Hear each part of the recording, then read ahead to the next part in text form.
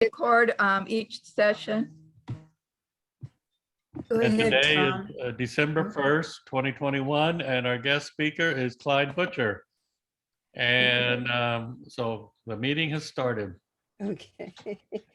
And I assume that must be Clyde's other half. Yes, that's his wife. God bless. God bless. It's a pleasure to meet her too. Okay. Okay.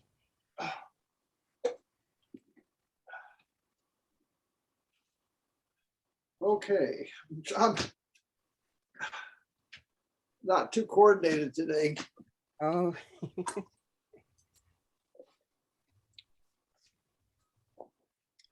Some reason my knees aren't working today. Where's the? Okay. Okay.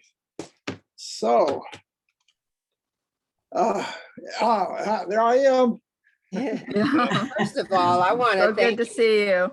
thank you so much for joining our group and sharing what you do. Thank you. Well, since we've had this long half-hour discussion, which most of you missed, why don't we save any announcements to the end and give Clyde a chance to make his presentation? What do you think? Sounds wonderful. That's good. Yeah. Okay, whoops, I hit the wrong button. Sorry. I will get. Okay, Clyde, I sent Yes. out a biography, a brief biography that I wrote about you. Do you want me to introduce you or do you want to talk? Sure. about Sure. Go ahead.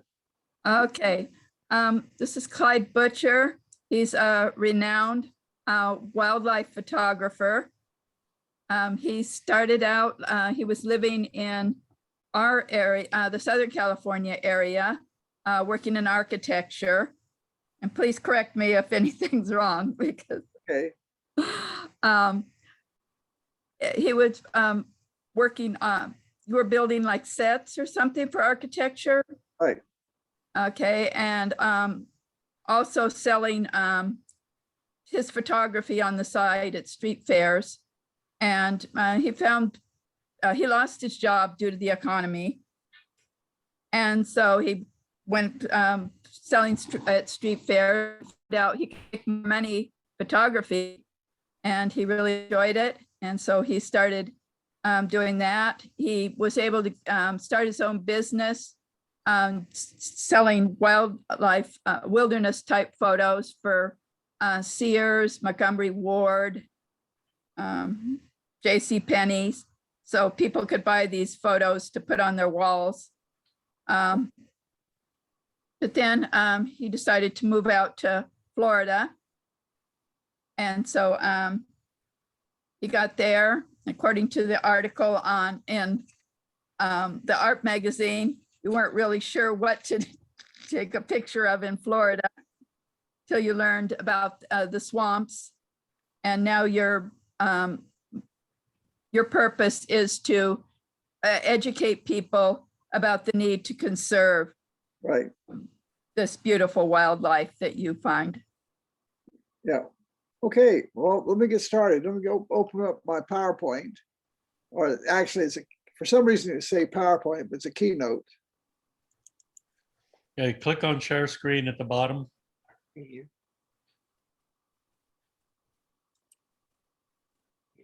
then what? Right here, share.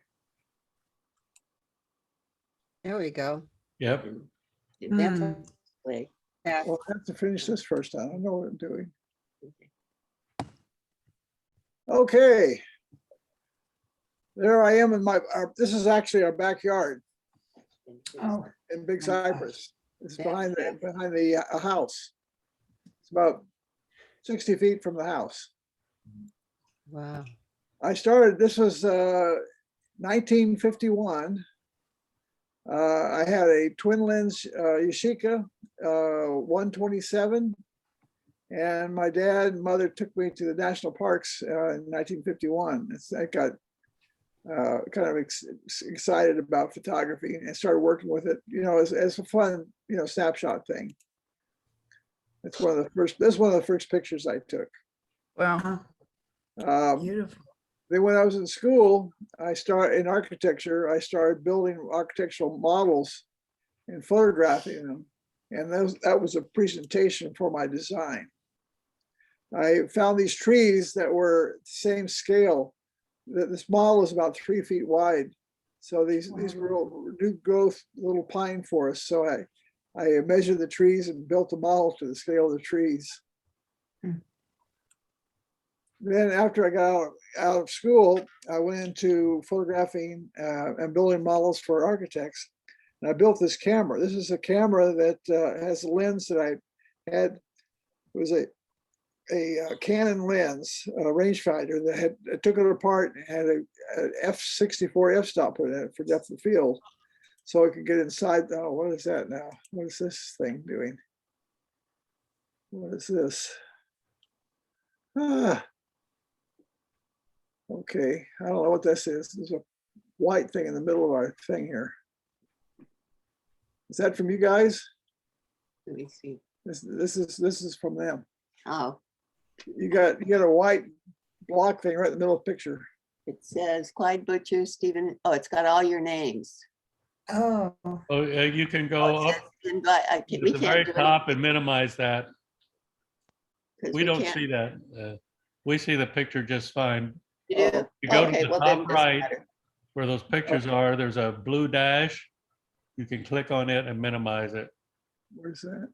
or you can drag it off way off to the side. I can't do anything. But It won't, we can't, we have no. I'll no- just forget it. If you don't see it, then That's fine. no. Okay, Yeah. so this is the model, one of the models I did.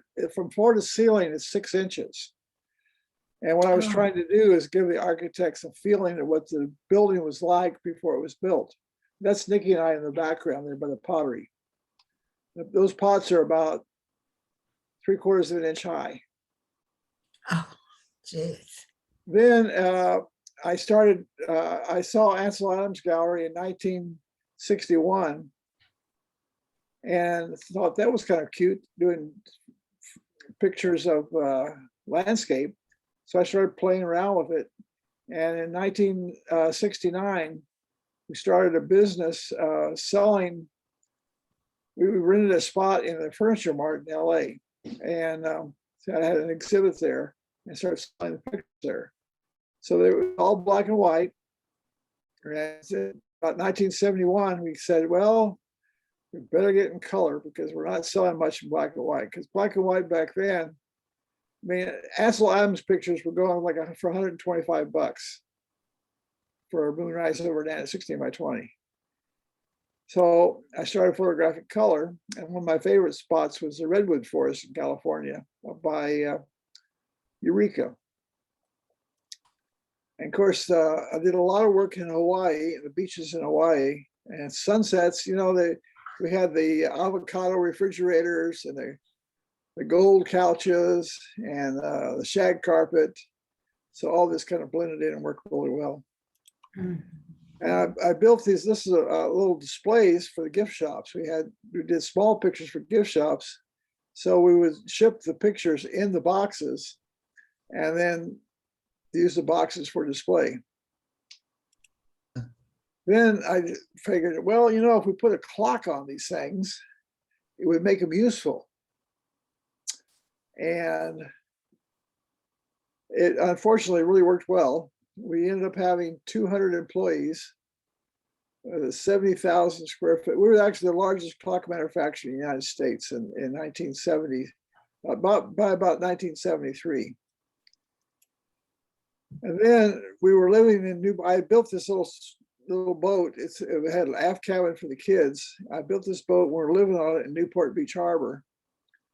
And I wanted to go to Florida. I saw these, you know, the movies of Flipper and Sea Hunt. And I thought that would be the place to go. Because what we had to row the kids ashore every day for school. It was not a very convenient place to live, but it was really nice because it was separated from the rest of the people. You know, I mean, LA, you know how busy LA is.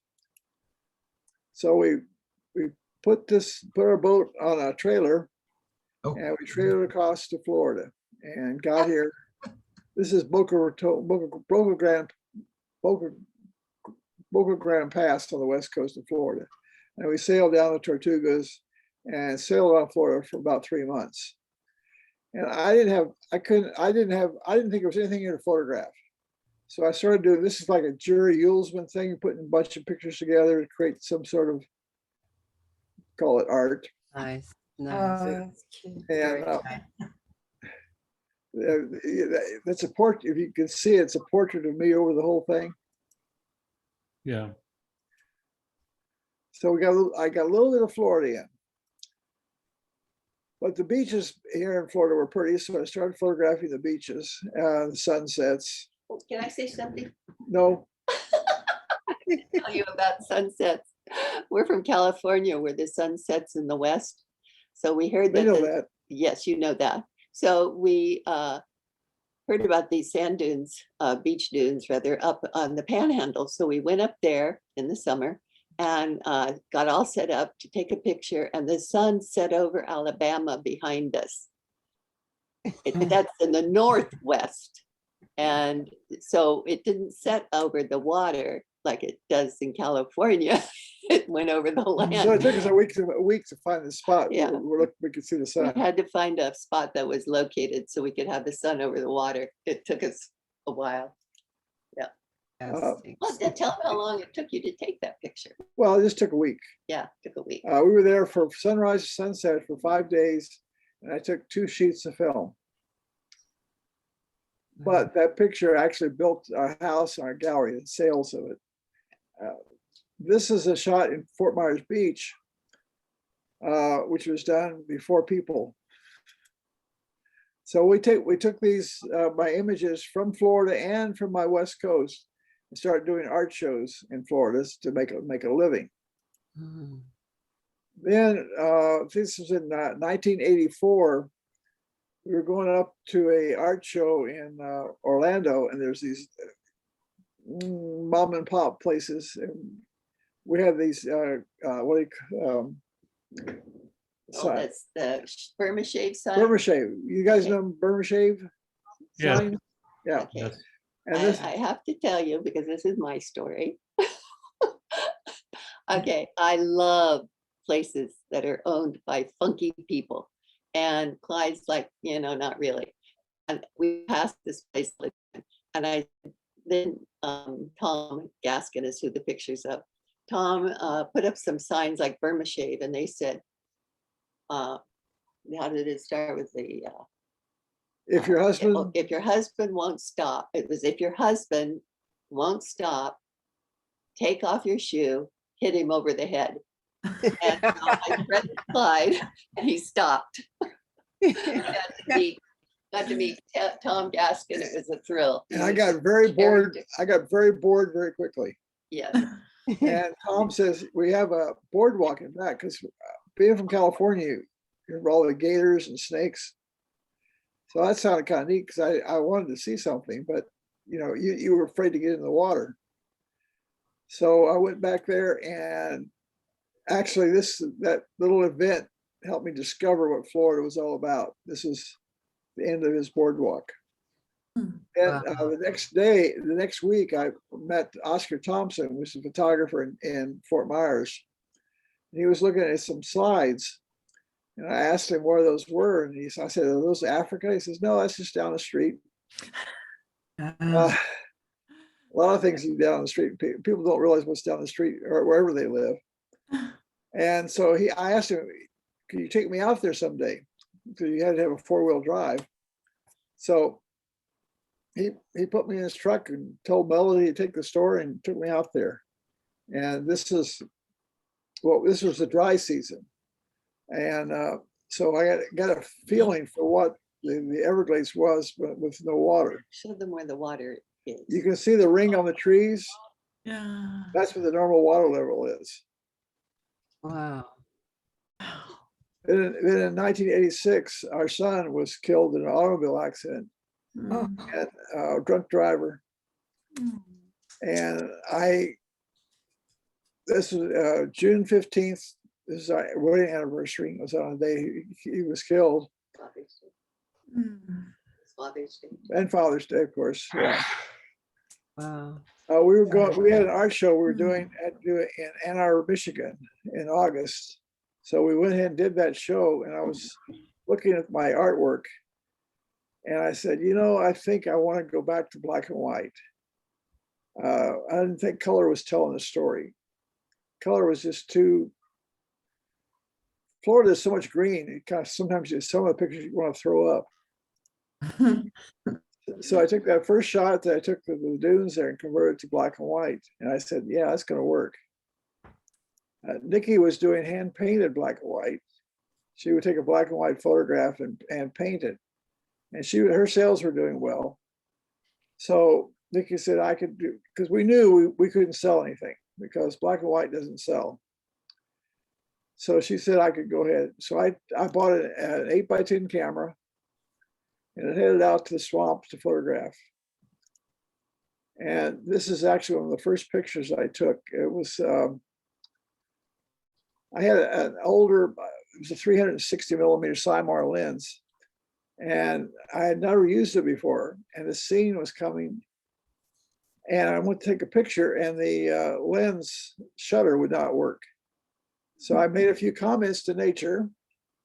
A few birds flew. But with a large format camera, you can actually take the elements apart. And I pushed the lens, the shutter open. And I took a dark slide and put it in front of the lens, just like you used to do in the 1800s.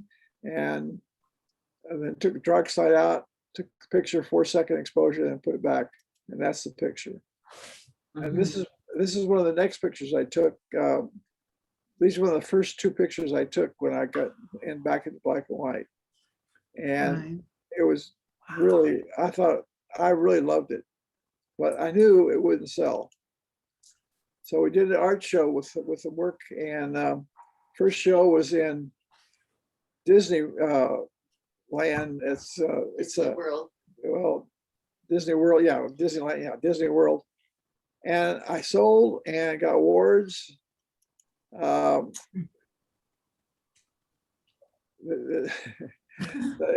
was amazing because I thought it was a freak because we did almost as much as we did in color. So we thought it was time to buy a piece of property to have a gallery. So it'd be great to have a gallery where I did my work.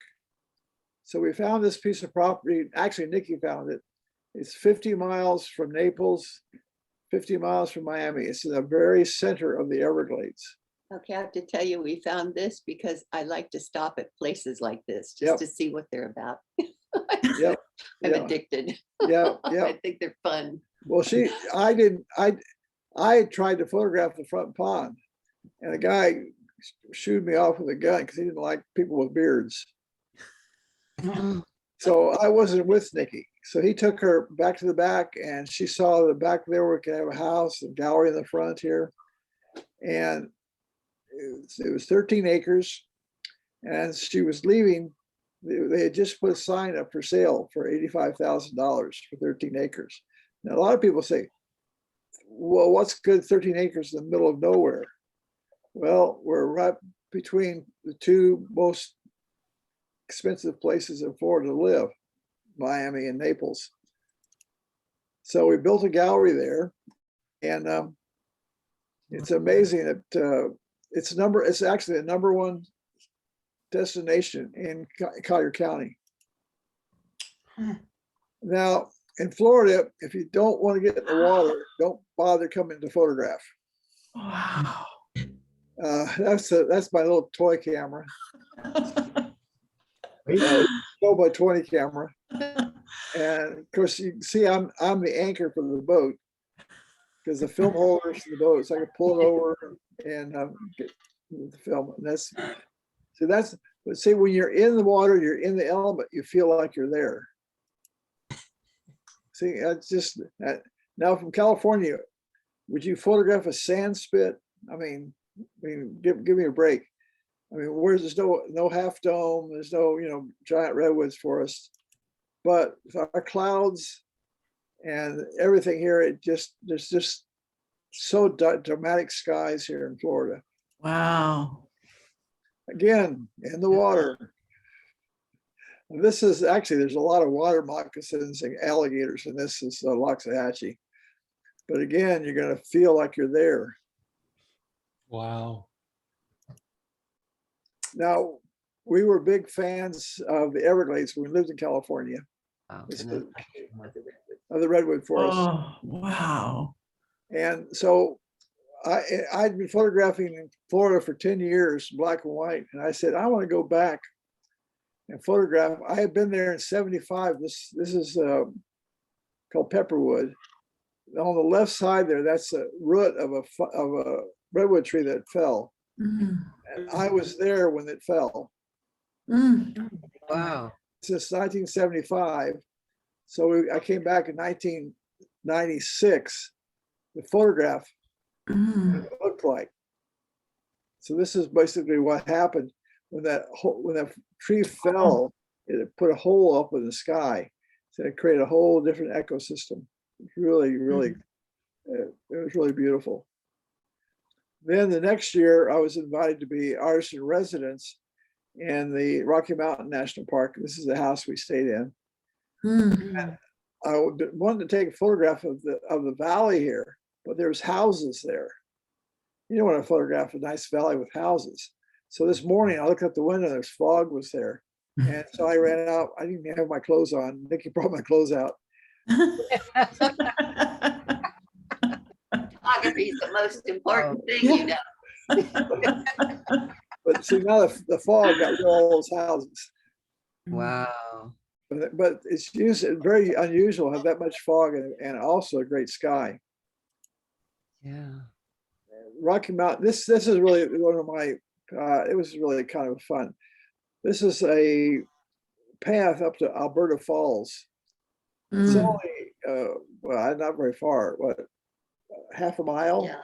mm. And, Are you printing all of your own stuff?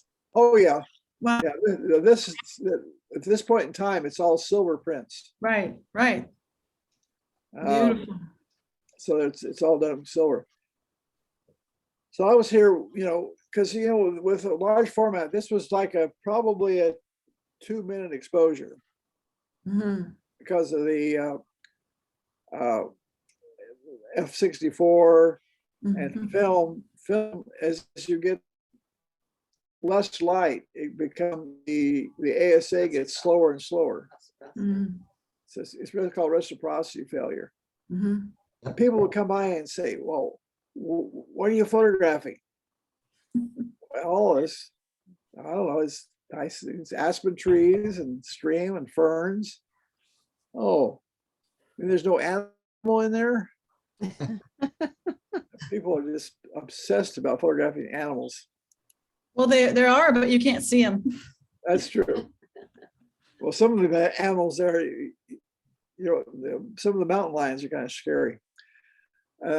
Also, I was working with the Wilderness Society. This is in their office in DC. And we were making a presentation to the Smithsonian. And during this presentation, they wanted me to go and photograph, it's Escalante, because they wanted Clinton to make Escalante a monument.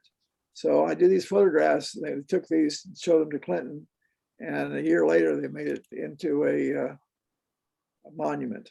Mm. So I've been working for ever since. This is another project I working on saving property. This is up in Apalachicola, northern Florida. It's called the Apalachicola River. And it's one of the 2 pristine areas in Florida. This area and the Everglades are the 2 really pristine areas in Florida. And again, I'm in the water. Actually, we had a guide that was taking me around, and he was trying to get me to shore. And I said, "What are you trying to do?" He says, "Well, you want to get off in the shore." I said, "No, I want to get out in the middle of the water." He says, "Photographers don't jump out in the middle of the water. There's gators down there." I said, "Well, yeah, probably." So I jumped out of the boat. He was kind of like shaking his head. It's a really kind of unique area up there. There's all kinds of interesting, different. About the color of the water. Yeah, the color was just Right here, what here you mean? It's Right. crystal clear. that there's water. You're looking through the water, the ripples in the sand you can see because the water is so clear. See, You with, can't see it. with black and white, you can't see the water. Otherwise, it would be turquoise. Yeah, So that's one thing about black and white. You really can't see water too good. Now, this is something happened here now. It's exciting. I can't see a thing. okay, just a second. You've killed my whole screen somehow. No, we can see it. I Well, can't see He anything. can't see what he's showing you. Let me see. if it Really? will- Yeah, can you, Uh, what it is it's a full screen shot of the list of people on this that are coming to them. Okay, you've got to go up and change. You must have hit, on the upper left, there's a view button. Well, we can't even see No, that, there's but can nothing. I see this? There's remote? nothing. On the upper right. On the upper right, if you move your mouse up there, it will pop up. Okay, there is on the upper right, a mute, stop video participants. I wonder if that would be, but see, No. I have no mouse. Oh, wait, is the mouse, is there, the mouse is not. Because you're covering up the whole screen, the I can't whole see top of anything. the Oh, you computer. can drag it to the side. I can't drag There- anything. there's no mouse. The mouse cannot work on your computer. So your computer is preventing me from using the mouse. Because you're filling up the whole screen. Oh. So Hang on a minute. Let stop me share. try. I'm looking at some of the settings to see if that Maybe helps. try escape on your computer to see if that'll bring it back. That's, oh, you're so Well, smart. somebody's got some brains. That work? Yeah. All right, I now, got it. now I'm back. drag the talking thing over all the way out, and then I'll go back to full screen. Oh, it's fine. Can you see it now? Yeah, you just Okay. wanna Yeah. leave it, we'll just leave it like this. Yeah, that's fine. Okay. Oh, there we go. Okay. I'm up to my armpits in water here. Actually, this is a piece of property Oh, wow. that's in downtown Fort Lauderdale. And Audubon just purchased it after I did this to preserve it. And I was doing a project for the airport. This is a photograph I took. This is middle of Fort Lauderdale. And the water was, unfortunately, the water was not clean. I was itching for about a month after this. What we did is we did 3 6-foot by 16-foot prints for the airport. So when you went down the escalators, you would get to see these pictures. You feel like you're there. Because I did 3 different scenes, 3 different ecosystems of Florida for the airport. Because when visitors came, they would get a different viewpoint of Florida other than Disney World Beaches. and Wow. beaches. Again, I'm working on another project. This is a Save the Everglades project on Kissimmee Restoration Area, where this is where the water comes to go in. It's the start of the Everglades. On the left, you see this big old ditch that they filled in, and this was a drainage ditch for the cattle and farmers in Orlando. So they filled it in, took the river back to its normal, and then in the summertime when it rains, it would become a marsh and it would clean the water. And I just have to say, environmentally speaking, this was truly a miracle because with the Corps of Engineers, Florida has a water management district. It's one of 2 states where the people own the water. So the water management That's the district, theory, at least.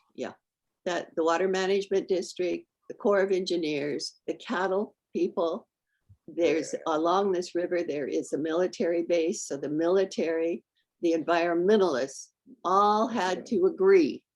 Those people never agree with each other, but they had to agree, and they did. And they have now rooted the Kissimmee River so that it's the way it used to be. So it has a chance to clean up the water before it reaches Lake Okeechobee, which is right before the Everglades. So it's one of the top 4 environmental restorations in the world. And Nobody knows about nobody it. knows about it. Hmm. So anyhow, I did a whole series. We did a PBS special on it. These are some of the pictures we used. Again, I'm in the water, but this time I took a ladder so I could get back in the boat. Mhm. But early in the morning, this is an osprey nest. We're working on the springs of Florida now because the Everglades, everybody knows about the Everglades, but people don't understand about the springs. So we're starting to photograph the springs. This is a area of the Santa Fe River. Can I say, I want to just explain because they're Californians. North Florida has the greatest number of freshwater springs in the world in one place. Well, in the north part of Florida, which is the place. And they are, because of our population growth, they are beginning to dry. And this is quite dangerous. So anyway, but this is along one of the rivers there. The normal water level is where my elbow is. Oh. That's the cypress tree. I think it's one of the largest. How big around was it? It's 53 feet in circumference. Mm. Oh, But when you take a picture of it without people, you can't really tell the scale of it. wow. I do a lot of museum shows. This was at the Ringling Museum in Sarasota. And the other artist was Ansel Adams on the left there. Wow. And the director there said, I broke the mold. I was the first living artist in the museum. Mhm. They didn't, all they used to have there was dead artists. He did the same thing at the Dolly Museum. He was the first living artist to be put in the Dolly Museum in St. Pete too. So, Wow. and hopefully that for this museum, it broke the mold and they now put a whole new wing on it for artists that are alive. Yeah. So hopefully it helped those artists become known. Later on, I did a show in Cuba here too. Yeah. But the director of this was in, I think, 2004. And he moved to Williams and Mary and work with their museum and wanted me to come there and do a show. Mm. And Jamestown. he wanted me to do, this was to celebrate 400, was it? 400th anniversary of Jamestown. And I said to him, Jamestown kind of started the starting of America. So let's do a show on America. So I set off doing 3 months. I had already photographed a lot of America, but what things I wanted to do that I hadn't really done. So I took off with my 5x7, my 8x10, my 11x14, and my 12x20 camera, and started photographing around the United States for 3 months. This is Arcadia Park. Now you can see it's a wide angle lens, so you can see like almost straight down. It was pretty scary. Actually, where I shot, that whole thing fell. That whole cliff fell since I was there. It fell. Oh, Okay. I love that picture. Then this is Delaware Gap. I don't know if you've heard about Delaware Gap, but it's in Pennsylvania and New Jersey. So on the Delaware River, 35 miles. There's 100 waterfalls. That's my silly 12x20. And of course, Yosemite. Who doesn't photograph Yosemite? This was the first. Nikki and I first dated here in 1961. And I was never ever to get a good shot because I was shooting in color and I was shooting there in the summertime. Worst time possible to go to Yosemite. So we went back, this was in late April or for middle of April to, no, actually mostly April, wasn't it? I think so. It Yeah. was all of April. And we had great conditions there. See, the secret was that the light in April and early May the sun is setting so that when it starts to set, both sides of the canyon are lit. This, In the summer, during the day. in the summertime, the sun doesn't come up till 10 o'clock. so there's shadows. So one side will be in shadow in the summer and one side will be in shadow in the winter. But in the spring, both sides are lit up so you can get the whole valley. And Without there's shadow. too many people too. Yeah, there's not many people in the spring. And of course, you know, Ansel Adams is noted for doing Yosemite. That's where he had his wife's father had a studio there. When he died, she took over the studio and promoted him in that studio. There's a few more photographers there today. I had so much fun photographing this photograph. I just thought, wow. So everybody's taking this picture. In fact, I took this scene, I think 60 times. But then I said, I want to take a different scene. And I found this spot down the road. There was trees in the way. So I went downtown and bought a ladder and got up and got over it. And this is really a different view of the valley. I think it's Wow. Wow. I like to see that curve in the Because you can see foreground. around the corner. Yeah. In the waterfall. It's really a great shot. Now this is one of those things you have to photograph Half Dome. And I was there for probably 3 hours photographing this. I would have a photographer come by and we'd talk, and he says, well, it's there. Why don't you just photograph it? I said, well, the light wasn't right. So they would go on, and about another hour or so, they'd come back and say, you still here?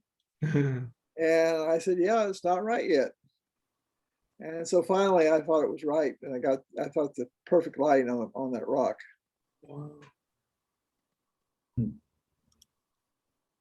This was a fun shot. This is up looking down the valley. And this is normally where there's 1,000 people.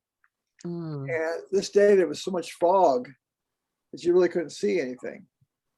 Wow. And people kept leaving, and it got down to, I think, 4 photographers and me. And then after about another hour, they left. And I was the only one left there when that happened. I mean, and then after I took that shot, it all fogged in again. So sometimes you have to be patient. Now, this camera is the 12 by 20. You really have to have 4 tripods. Wow. You have to have one for the center, one for the nose, and one for each side of the back. The camera weighs 45 pounds. Oh, The lenses weigh about 35 pounds. Oh my And God. it's all the gear is about 120 pounds to take a shot. The film holders weigh 35 pounds. It's pretty silly. Anyhow, it was fun. 5 by 7 is a lot easier. This was I had done a workshop there for 2 weeks, did 2 workshops. And after everybody left, the wind came up, cleaned up the sand, and I got my pictures. There wasn't any clouds when the workshop it was blue sky. So We had so much fun because we'd given these 2 workshops. We met so many wonderful people. It must be similar to you and your group because it was just really a lot of fun being out with photographers. Yeah. It really was. yeah. Oh, this was a place that we had never been. This is the Badlands in South Dakota, right? Right. And this is our little cabin we were staying in. And we had been, when we using large format, you've got to unload your film at night. You got to clean the film holders. You got to load film. That takes about an hour and a half, 2 hours. So we've been up every day from probably get up at 5:30 in the morning and we go to sleep at 11 o'clock at night. And this particular day, I got up at 5 in the morning, went out the door, and it was black. So it's time to take a break, get a little bit more sleep. So I went down, laid down for about 10 minutes. I said, well, Nick, we've been doing it every morning. Might as well get up and do it. So this shot I figured out was just right across the parking lot from where we're staying, actually in front of the visitor center. Mm. Oh, That's the wow. spot. So the light was just, Wow. Yeah. There was just this little tiny crack where the sun just clicked up there, lit it up, and then the clouds covered everything. So it was Wow. yeah, we lucked out. That's a real true black and white photograph. Yeah. There's my silly camera again. in Tetons. Oh. But I've done 23-foot prints with that camera.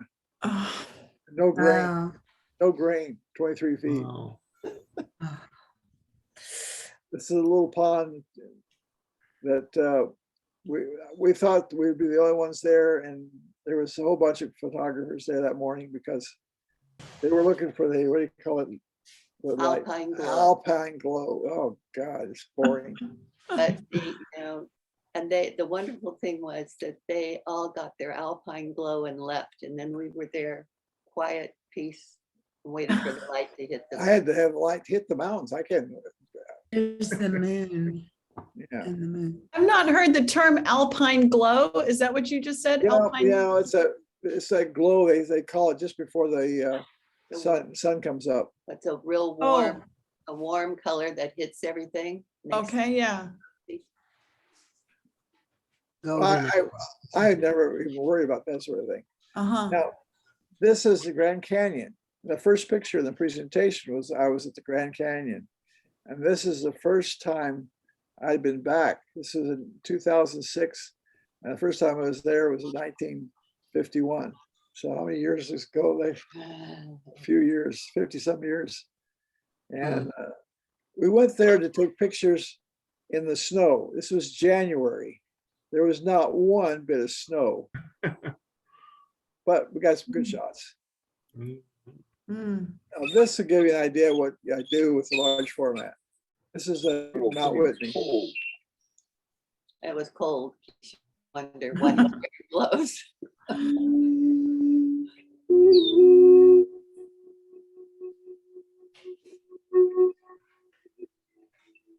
Wow.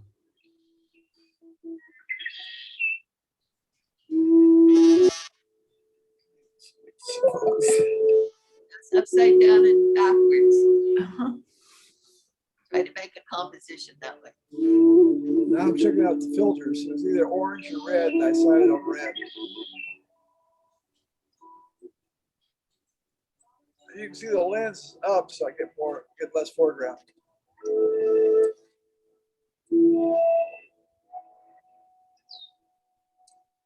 Oh my God.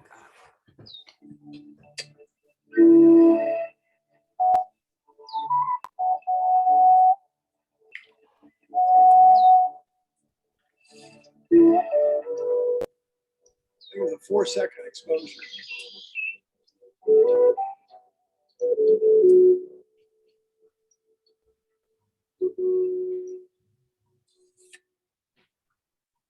That's all there is to it. There's, Yeah, right. So anybody can do it. yeah.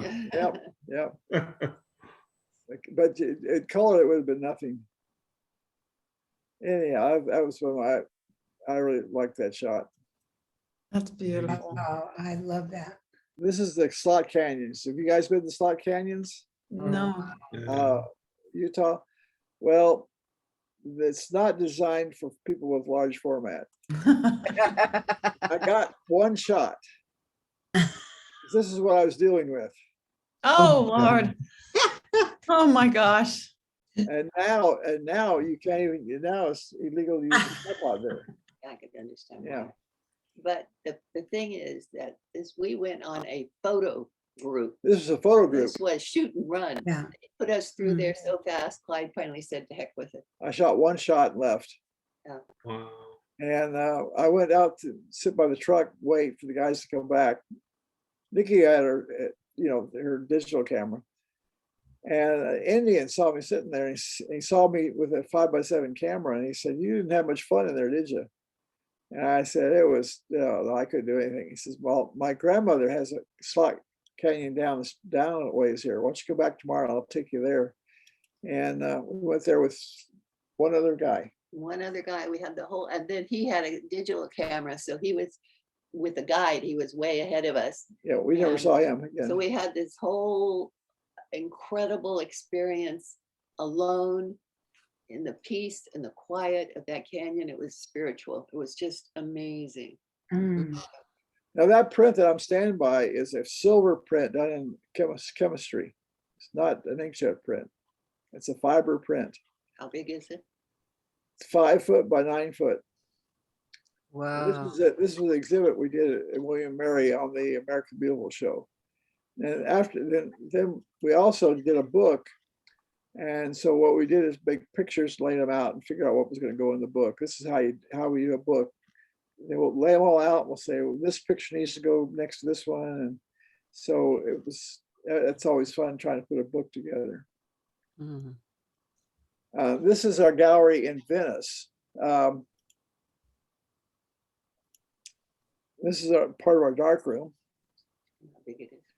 Oh, The super. dark room is 2,200 square feet. Oh, wow.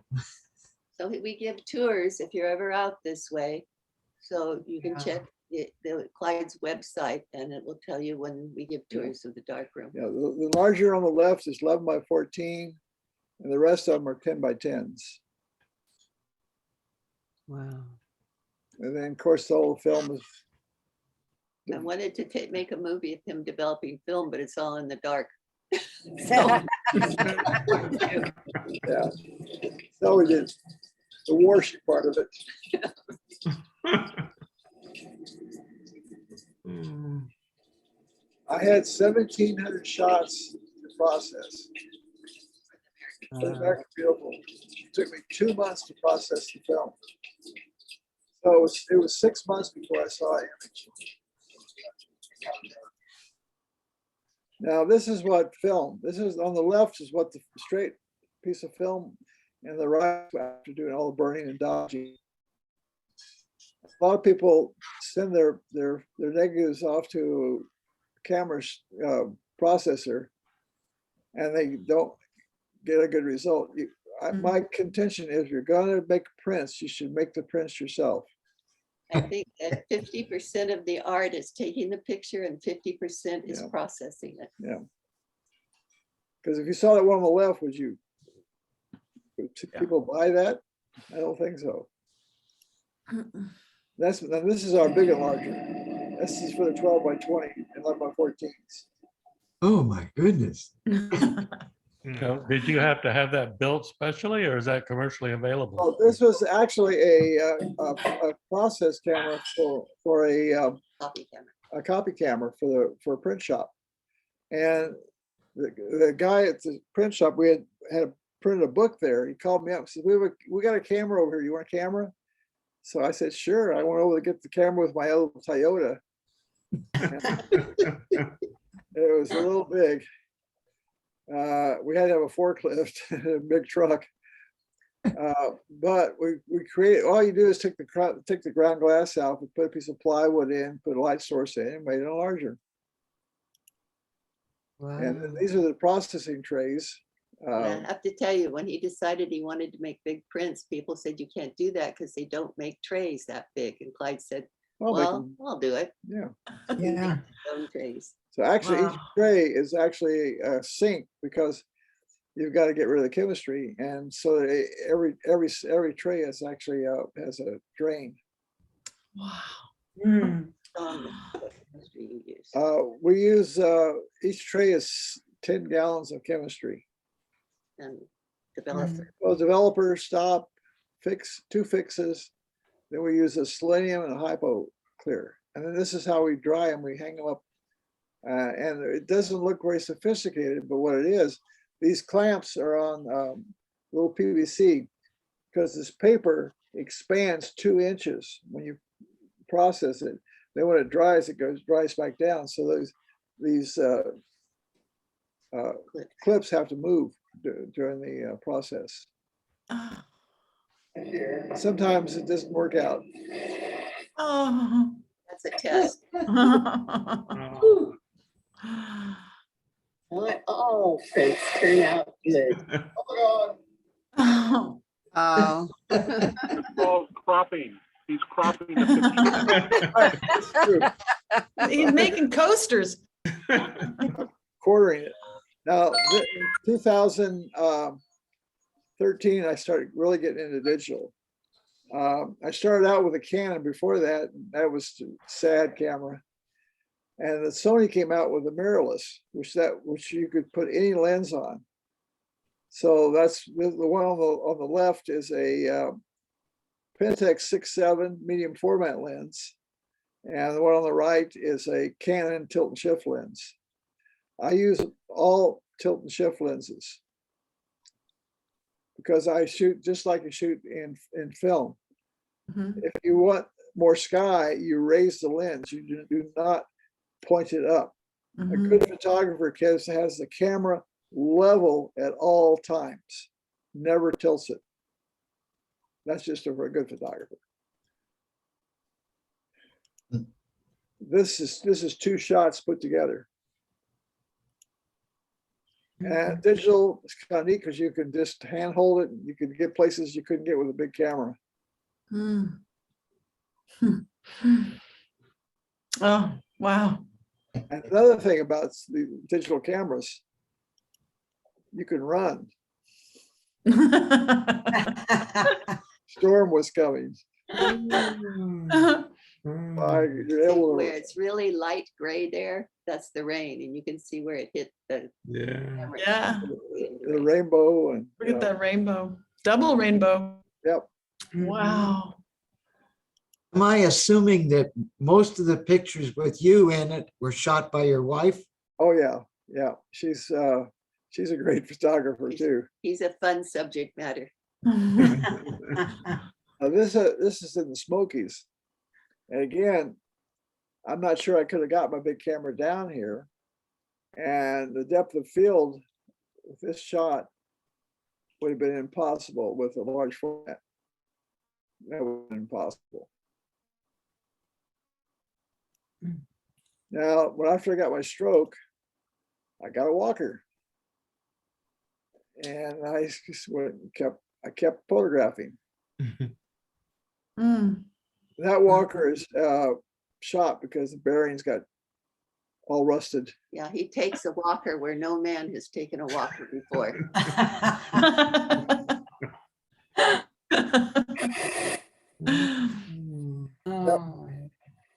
Oh.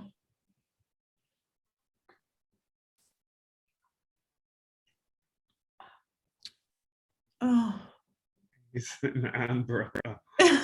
Wait, That rain. All coming right. down. patience.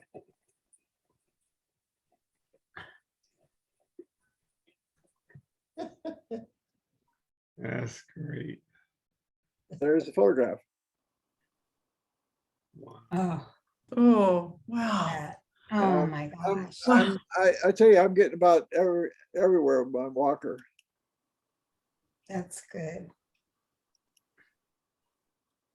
This was I twisted my ankle on this one because it got stuck in some grass. Now this is a new camera. This is the Fuji medium format 50S.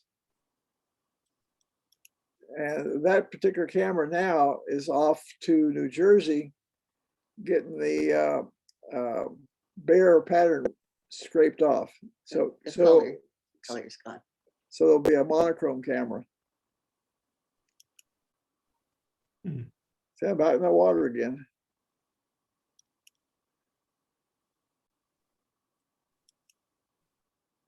And this was actually pretty scary. This is just right after my stroke, not too far after my stroke. And Jackie wanted me to we wanted to do a calendar with moons. And I had to get over this fence to shoot this. And Nikki posted this shot on Facebook. And my doctor saw it. She went berserk. I got a good shot. Yes, he has Oh, blood. but it was worth it. I take a blood thinner. So if he had fallen, it could have been all over. Yeah. But it was a good shot. Beautiful shot. Yeah. And then this summer, I spent a month at the Botanical Gardens in Naples, Florida. And we stayed with our motorhome rental property, spent a whole month there. It was like living in the Garden of Eden. It was great. Mm. So this is. Real You quick. belong to fmca.com? You have a motorhome? No, we just photographed Florida. Yeah, we belong to, FMC. Oh, we do? Yeah, we Okay, do. Okay. But in this case, they let us stay in the maintenance yard. Right behind the cafeteria. Yeah. So it was, They gave us water and electricity. it was really, I like that shot. Yeah. Mm. Then they also have a real natural area there. This is our gallery in Florida. wait, go back. I can't point to it. The house in the very back, the roof in the back is our house. And we no longer live there. So it's a Vacation rental. vacation rental. And then the next house is up toward the road is employee parking, employees. And then there's the gallery. 50 miles, a million acres of wilderness around us.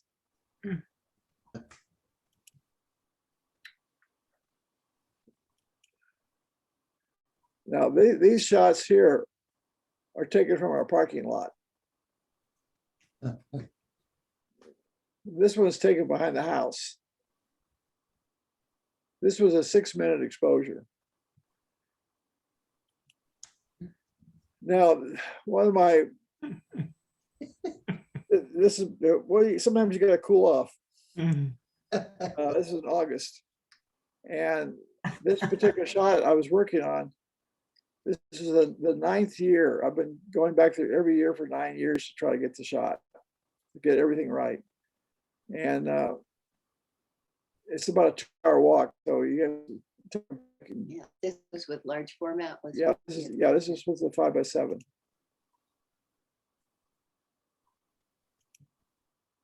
There's a shot. There's our house. We have solar on the house. We have 6 Tesla batteries. So if electricity goes out, we could actually run the air conditioning. Mhm. And we give swamp walks there almost all the year long. You call up and make an appointment.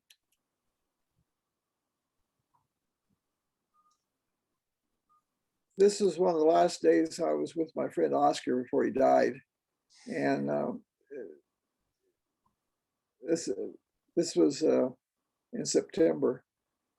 And the apples, the swamp apples were falling. It was like having a hard head of a hard hat. Oh, And of course, this is a picture that almost everybody would like to be able to take. oh, wow. World round. You know, I in my presentations trying to explain that the world is round, Hmm. and it's a spaceship. It's not. We're just zinging through space. I don't know how fast. I think it's something like 20,000 miles an hour, something like that. Yeah. So there you go. Any questions? Wow. Wonderful presentation. Thank you so much. Yeah. That was awesome. I have a question. Oh, are we muted? Am I muted? No. No, we can hear you, Amy. Okay, great. Have you had close calls with alligators and animals? Actually, I had one incident where I was in the path of a gator. Sometimes the gators have paths that they go on. And I was in his way. I was in photographing with the actually the newspaper, Naples newspaper guy was with me. His name was Cameron. And I got through photographing. I turned around to walk the canoe because I had my canoe there I have the canoe for my camera gear, not Okay. me, the camera gear. So I was going to get back in the canoe. I was going to walk it over to a couple trees and get back in. And I turned around, this 12-foot gator is right about 6 feet from me, looking at me.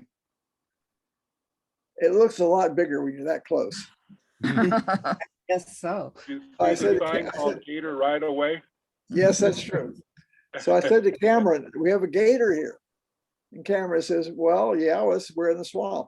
This is the first time he'd ever been in the swamp. He was from Minnesota. And so I took a paddle out of the canoe because you got two things you can do with a gator like that. You can either fight or run. Now I'm in mud. You can't outrun a gator. So I took a paddle out and just jammed it into his nose real hard, and he took off. And Water went everywhere. water went up in the air about 10 feet when he took off. Wow. And I looked around, and Cameron somehow was in the canoe.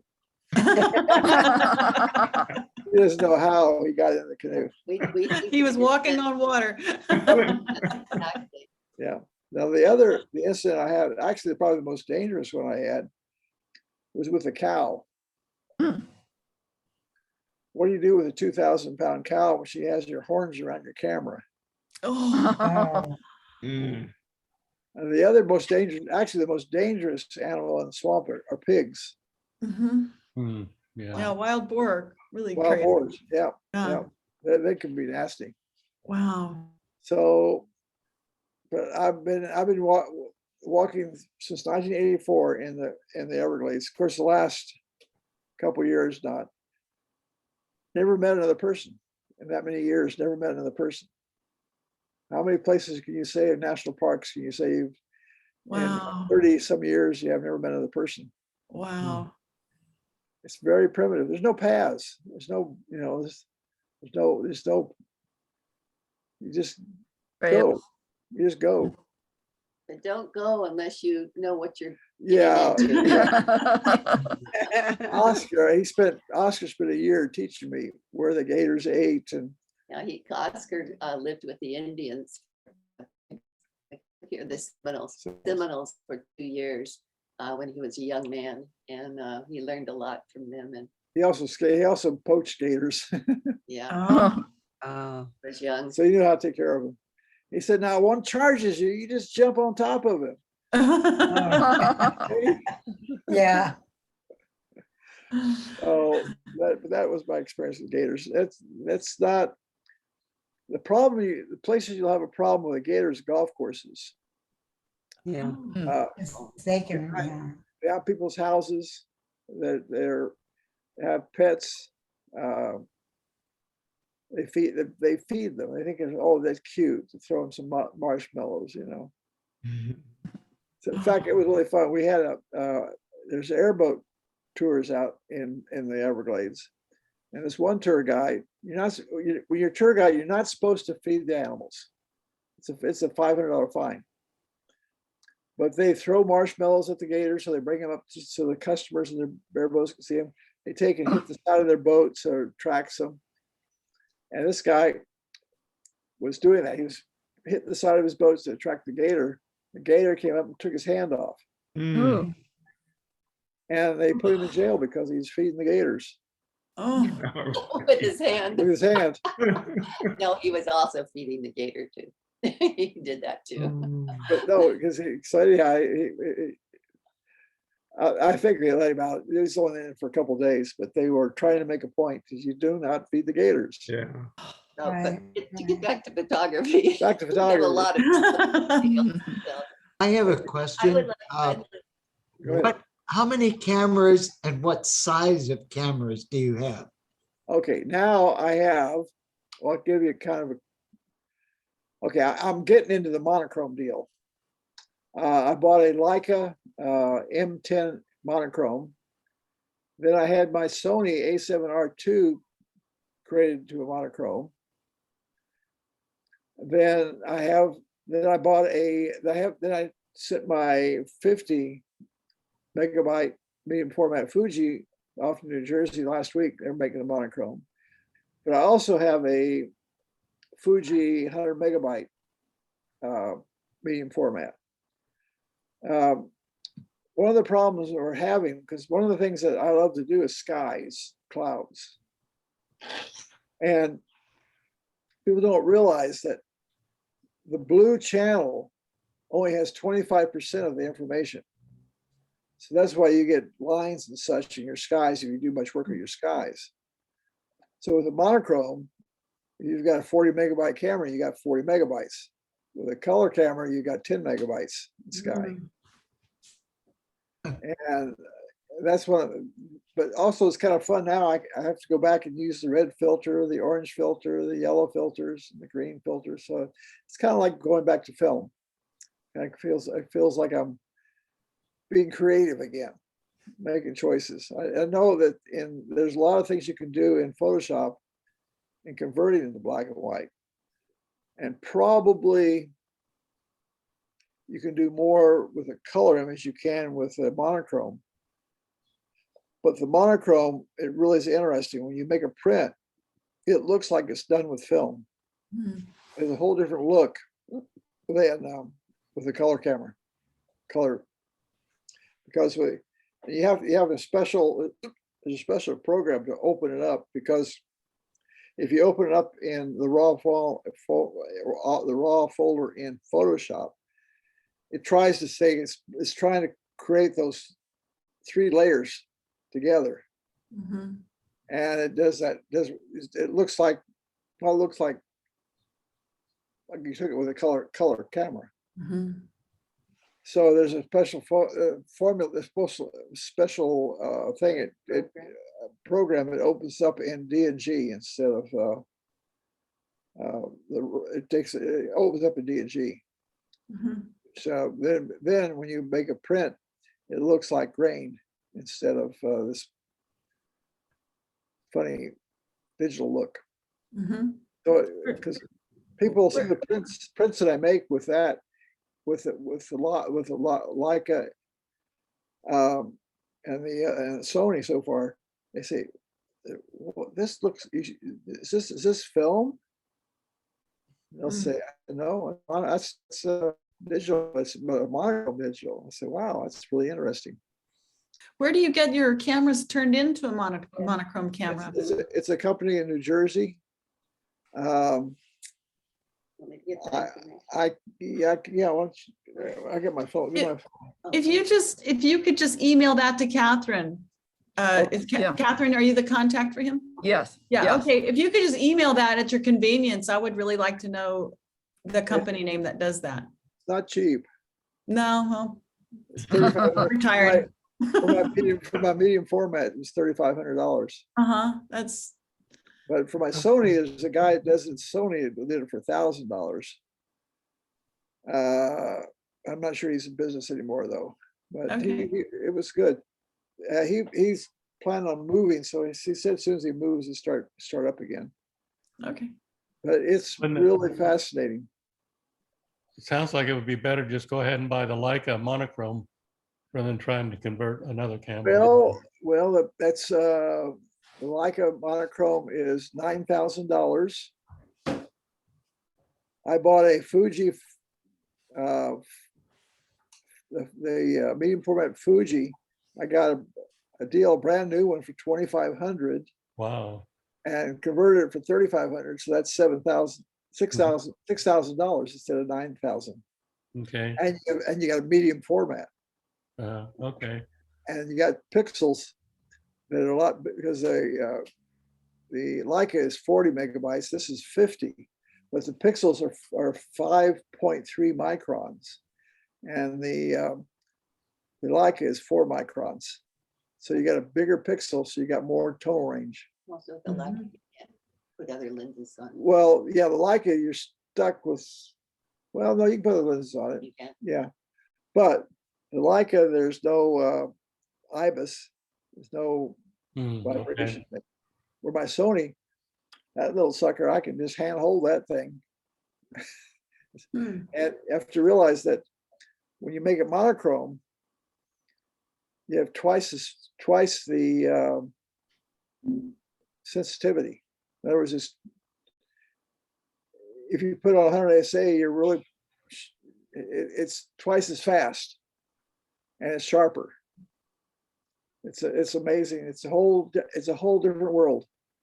But you've got to, like I say, you've got to have filters. You got to be, you got to do it the old-fashioned way. Mhm. But that's kind of fun. I mean, I'm old enough now. I can have fun. Do you still have your monster cameras? Oh yeah. We won't see. Yeah, that'll be history in the museum someday.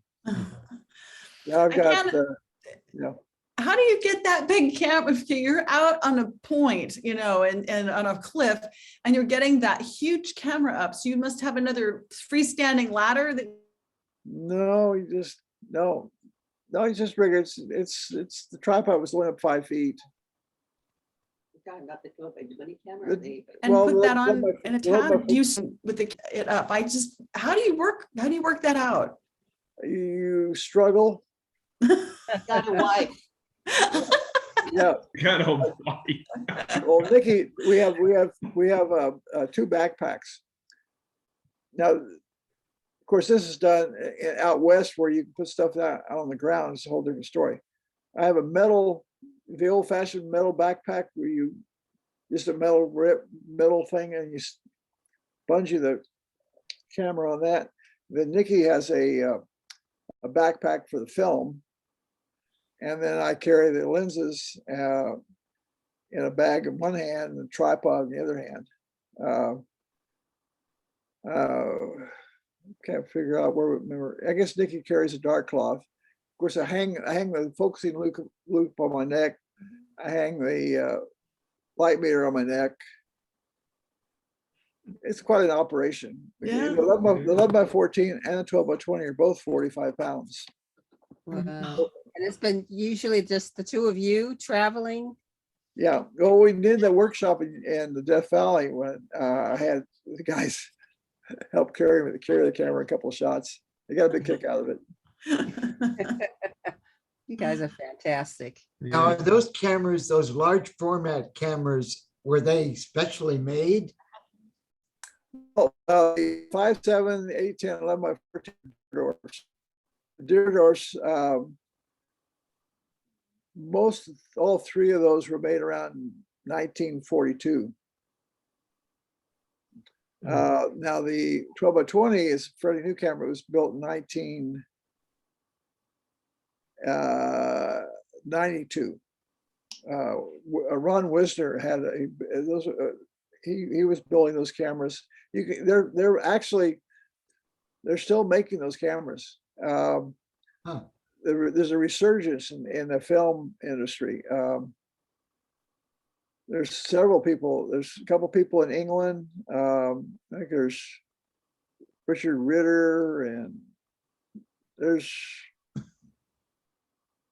3 people in America. There's actually 2 or 3 people in China, 1 in Japan. But it's pretty specialized. Each film holder's $600. They're handmade out of wood. It's a ridiculous thing. Who makes the film that you use now? Kodak. Kodak still does the big sheet film. Well, you have to order it. Yeah.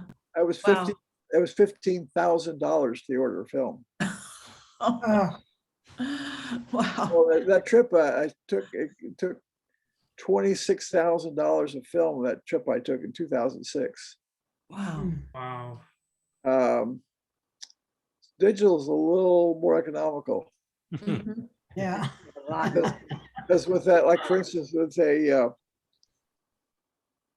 those tilt and shift lenses, you do pans, and some of my images with the new 100 are, well, see, 600 megabytes each image. Wow. That's an 8-bit, not 16-bit. And that camera shoots in 16-bit, not 8-bit or 14-bit. And 16-bit is a lot more even when you're doing gradients and skies and faces and such. It's a lot smoother. Mm. That's people don't realize the difference between 14-bit and 16-bit. It's a big jump. Like the new fancy red movie cameras are 16-bit. Mm. It's out of my budget. Oh yeah. Well, that tell you though that the new Fuji is only $6,000. Now you get a Hasselblad, it's 50,000. Yeah. So it's for a medium format camera. It's like I thought it was going to ever be impossible to ever afford a medium format camera. And the lenses on the Hasselblad and the Phase 1 average $9,000 a piece. Mm. and they aren't as good as a Canon. So have you shot with a Phase 1 or Hasselblad or? I've been with people that shoot with them, Yeah. and it's sure a hassle. I mean, I'm a point and shoot guy. I really am. Yeah, like 16 by 20 point and shoot. Yeah. Yeah, well, it is. I Yeah. mean, my digital cameras, my focus, normally I tape it so you can't focus. My 24, I tape it at 10 feet, shoot it at f/16, shoot it at 400 ASA. Only thing I have to worry about is shutter speed. Mm. Because people get so involved in all the mechanisms. You get that all the way. You don't have to think about anything. All I have to do is look at the pictures. And it looks pretty good. And literally, I point and shoot. I do a lot of shooting with my Sony. Just stick my hand out with the camera. It's like, I mean, particularly close-ups. I'll do close-ups. I focus it at one foot and I just stick it 1 foot and shoot it. I have to tell something though. Okay, I go out and I photograph probably in a day 100 or so pictures because little tiny flowers, big trees, I photograph everything. Clyde goes out and comes back with 3. Now he goes Maybe. He may only come back with 1. Maybe and none. He goes and look. If he doesn't like composition, if he doesn't like the light, he doesn't take it. He doesn't think to himself, oh, I can fix that in Photoshop. And he wants it to be right from the beginning. And so he's very picky about what he does photograph. So, well, I did a book on Cuba. I was there for 3 10-day trips. And I took 65 images and 55 of them were in the book. Wow. Amy and I have both been to Cuba and we loved it. It was amazing. I would love to go back. Well, we went under Clinton had made arrangements with artist visas. it was the UN had declared that year the year of the mountains, and environmental groups all over the world were celebrating the mountains. And in America, we did that convention at Colorado, and in Cuba they did it For the Caribbean. for the Caribbean. So I went down to do that for the UN. So they would have some images. Because I went from the east, I went to the whole island. In mountains. We didn't see many beaches. I didn't see many towns. In fact, the first day, the guy wanted to take me to this town to be a tourist, and I wouldn't get out of the car. I said, I don't want to photograph buildings. That's not my thing. I'm photographing nature, so finally I convinced him I wasn't gonna get out of the car. And but I was Castro said I could go anywhere I wanted. In fact, I had dinner with the older Castro in Havana. That's the only thing I was in Havana, was dinner with him. and a bunch, it was the guy sitting next to me was the Cuban ambassador to the UN during the Cuban Missile Crisis. Got a little bit of insight on that. In fact, he gave me a book he wrote on the missile crisis, and Nikki's just starting to read it again. She's kind of like, Yeah, I said, when I first read it, I was like, oh, I got so angry because I'm looking at it as an American. So halfway through the book, I said, Nikki, you've got to change your attitude and pretend like you're Cuban. And I was able to read it without anger. But now this is the second time I've read it, and some of it, yeah, and some of it, no, but I'm not as emotional about the book. But I do have to tell you one story. We were up in the mountains in the eastern section of Cuba. those midsection. Well, maybe It's the eastern. yeah, So the eastern section. we were about at 3,000 feet, which I am a flat lander here in Florida. 3,000 feet is high altitude for me. And so we're hiking and I'm starting to get dizzy. And so I sat down and Clyde sat down next to me. And out of nowhere, we were in this little, it was like 4 houses and that was it. And the mountains just went up straight up right from the houses. And this young man, about 25 or 26, came out of the forest, and it was a jungle, came out of the jungle and walked up to us in perfect English. He said, do you see these mountains around you? I said, yes. He said, this is in our hearts and we cannot live without it. And he walks off. And I'm like, whoa, wow. Oh, and then the other one. Oh, I got to tell you this story too. I'm so sorry. Taking up your time. Okay, we're in the car, and in America we talk politics. We just do, but it never dawns on us that it's not polite to do that. And well, this happened to be the guy car with us is the 3rd ranking guy in Cuba. Right. So we have a driver and we have him, and so we're in the car and we're talking about politics, and I can feel like things are getting uncomfortable. And I thought, well, we should include his opinion. And so I asked him what was his opinion. And he paused for a minute and he turned around and he said, well, Castro lies and his nose grows longer and longer. And Bush lies and his nose grows longer and longer. And pretty soon they won't be able to kiss. Well, that stopped the whole conversation. That was over. It was perfect. Wow. That was a great trip. And we too fell in love with Cuba. It was wonderful. The people are nice, great there. In fact, there's more smiling people there than there are here in America. Yeah, we had a great time.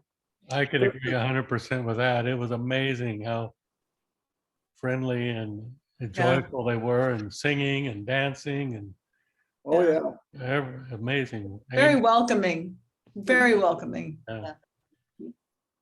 And we got to hear the four amigos. You've heard about the four amigos? I have not. These were the guys that played during the revolution for Castro. Oh, wow.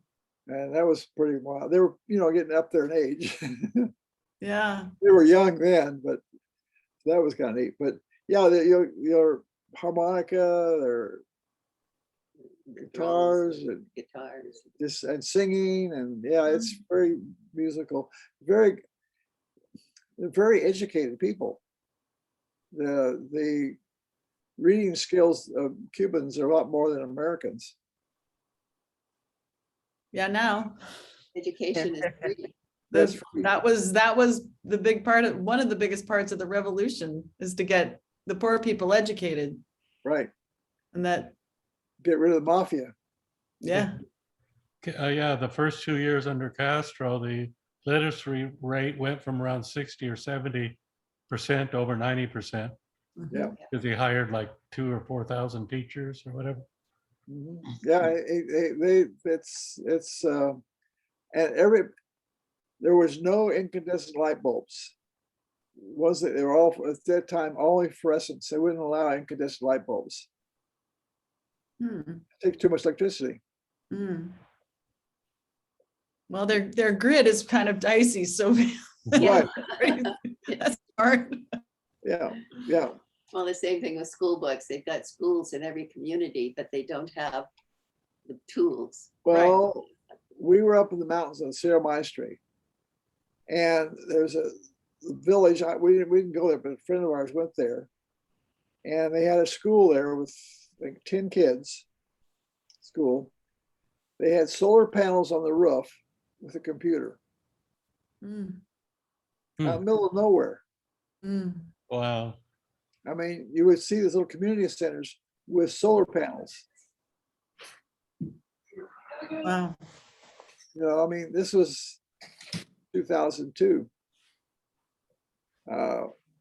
So there was, they're doing as well as they could do, because the people in Miami here are the ones that are screwing the whole thing up. But on the other hand, we keep telling ourselves maybe it shouldn't open up, because if we open it up to America, they'll probably have McDonald's in every corner.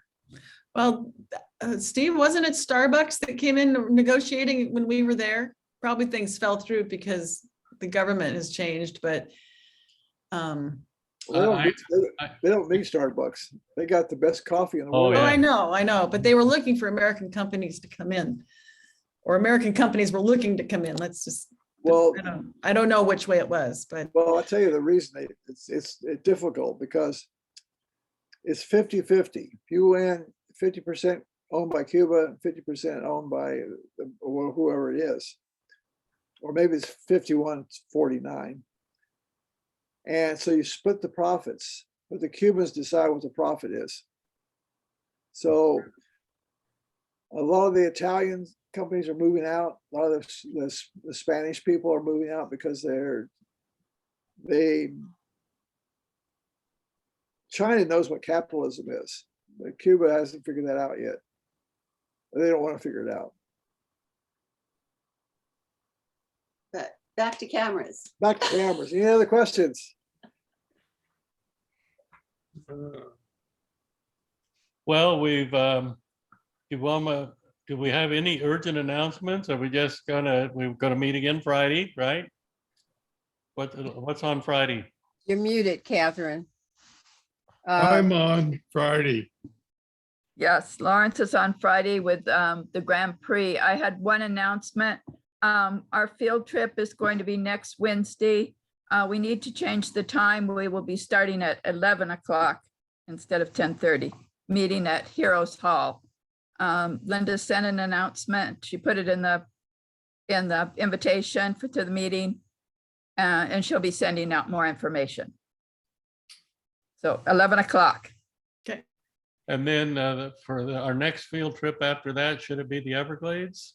Yeah. or Cuba, you guys choose. Well, I have to run, but Clyde, thank you so much. What a beautiful presentation. Yes. I great. learned so much about the country in the Everglades. I had never seen such beautiful photography, and your descriptions are great. And then just the technical stuff. I could just listen to you all day long. I've learned so much. That's just a small fraction. I believe that. I know that, but what a great introduction. I hope you can come back and talk to us again. It's just such a treat. Yes. Such a treat. Beautiful presentation. I love the pictures of you taking the picture and then it transitioning into your final picture. That was just magic. That was So- fantastic. And a lot of work on your part. And I just so appreciate it. So appreciate it. Well, Nikki and I have been married for 58 years. So we're gonna, You just get to know each other, huh? Oh, you think it's gonna last? I think we've got over the rough parts. Oh, you guys are a fantastic couple. Yes. Thank you so much. Thank I you mean, so Yeah. much. you And know, Catherine, thank you so much for finding him and doing the work to get him into our group. I so appreciate that. Yeah, thank you, Clyde, for Yeah. agreeing to meet with us. Well, Thank hopefully you it brings very a little- much. makes, so, a lot of people in California don't think there's anything worthwhile past the Rocky Mountains. Oh, no, Oh, I'm a fourth generation. We're pretty open-minded, really. We're Next California. generation. Happy holidays to you, both of you. Yes, So, but if you're ever out in Florida, let us know. Absolutely. Bye and say Yes. hi. Absolutely. Also appreciated showing the dark room and how you. Yeah, all Oh, that. yeah, that was amazing. yeah, fantastic. Well, our house is 900 square feet. My darkroom is 2,200. Oh, Yeah, I know. Your darkroom's way bigger than my house. And that's the way it should be. Yeah. Put your priorities. You have your That's right. Yeah. priorities. You can call your dark room your doghouse. Yep, yep. It's a neat darkroom. And because when I started, I just figured out what I wanted to do, and then I figured out how to do it. It's awesome. Well, you have a great Outstanding. partner too, who's been by your Yes. side, and what a great team. Yeah, absolutely. She stuck with me. God bless. And Good. now our daughter runs the business and our Oh, granddaughter. good. Oh, Nice. So, Very good. Oh, that's wonderful. Thanks. Yeah, I mean, you, All right. you have really, done your mission, and shared the importance of what, Florida has to offer. And thank you so much for documenting all that. And you definitely are the Ansel Adams of our time. Thank you. Thank you. Very much. All right. You I I take have to care, go. all. I have to run. Thank you again. Okay, Yeah. me too. I gotta have, to us, this is now, it's 7 or 8 o'clock here. Yeah. It's 7 Oh. here. It's dinner time. Past dinner time for old folk. yeah. Okay, well, we're Thank you. way past our regular time. And so I'm going to go ahead and close the meeting. Thank everybody. Thank you, everybody, and especially Clyde and Nikki, right? Yep. And- Yes. And Yes. this was Thank you. quite enjoyable. Yes, one of the best. So you're welcome to join anytime we meet. We're going to meet again at Friday, same time. You're welcome to sit in. Okay. Yeah, all right. Yeah. All of our presenters become part of our group. So anytime you want to join us, please. Okay. Okay, If you Okay. don't mind, I'll keep you on my email list. I'll do that. Okay. All right. All right. Right.